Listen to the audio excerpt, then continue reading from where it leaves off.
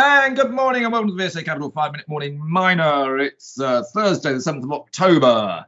And I'll just kick off, Paul, by saying that this is the last day to get your subscription in for Tungsten West IPO because we're closing the book this evening as the market closes. And it looks like we will upsize the deal from 25 million to about 40 million due to strong demand. And we'll price it at about 60p, which is a pre-money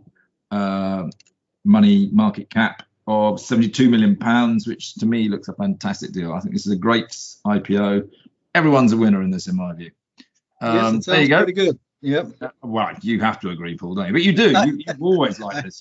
You actually brought this to my attention over about a year ago, didn't you? Said, Andy, well, I stayed in touch with Mark Thompson for quite some years, actually. So it's been a little while in the making, for sure.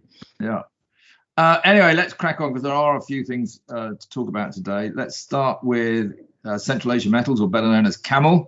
They've had Q3 productions, haven't they, Paul? What have you got to comment about those? Well, it seems to be fairly steady numbers that they're coming out with here. On the Q3 numbers, 4,100 tons of copper produced in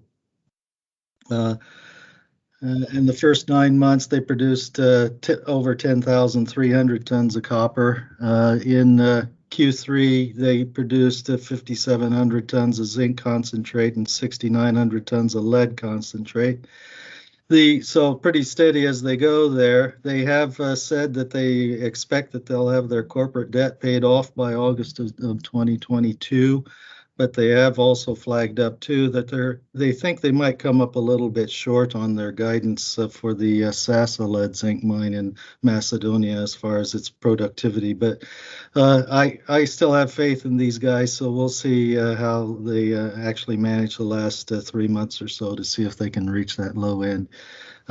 If they do miss, it wouldn't be any more than about 5% from what they had expected on the zinc and lead guidance.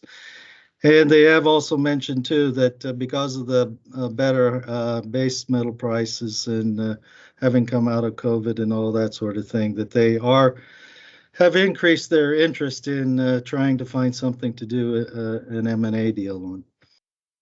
And that is the key, actually, for this stock. It's all about what the next move is, really. So we'll watch this spot with interest, as they say. Now, also, I'll tell you one I think we could have a little mention about. Iron Ridge Resources. We talk about it a lot. We really like the management of Iron Ridge. We really like the projects. Yesterday, they appointed Canaccord Genuity as joint broker. Today, they've announced they're going to go for an OTC quote, which is something that actually really interests me because we've talked to quite a few of our clients about OTC. But, I mean, the key here, Paul, just talk it through, is obviously Iron Ridge have done a deal with the US-based Piedmont Lithium, haven't they? They have a JV with Tesla. So this presumably is all sort of somehow wrapped up in that, probably, isn't it? I mean, we haven't been told the full story, I don't think, have we? No, we haven't, at least not in the direct press releases here. But because of this joint venture relationship on the Ewoyaa pegmatites in Ghana with Piedmont Lithium, and because Piedmont is in joint venture with Tesla in supplying concentrates specifically, I think there's probably some brand recognition in the United States to be earned by Iron Ridge by getting this OTC quote and having jointly promoting the story going forward here in order to get some increased North American shareholder exposure, I think. Well, my inquisitive mind suggests that actually maybe something even more. I've got a feeling there's more behind this. I just feel, I've got this feeling. Yeah, I can understand the feeling you have, but it's not something that I don't think they can otherwise tell the market about, but they may very well be thinking about it pretty good. Yeah, and by the way, I genuinely don't know anything. I've just got this feeling there's more to this than meets the eye, and that actually they've got the OTC quote because probably something's going to happen over in America where whoever it is that's going to put the money in or whatever they do wanted the OTC quote. Anyway, we will watch this space with interest. Carrying on, maybe worth just quickly mentioning, I don't think we've got anybody involved in it, but what we call Triple M, but Mining Minerals and Metals, which actually was a company that I created floated, but we then passed on, has been suspended to do a gas acquisition in Namibia. Can't say much more than that. It's all out on the news wires. Anything else? I thought it was in South Africa. It was the Anglo-American assets in South Africa, wasn't it? Or they used to be Anglo-American at one time. Oh, I thought I saw. Maybe I misread it very briefly. The assets of Namibia. The press release says Free State Province of South Africa. So. All right. In which case, I got that a bit wrong, didn't I? There you go. You got it right. Just that's why we have an analyst.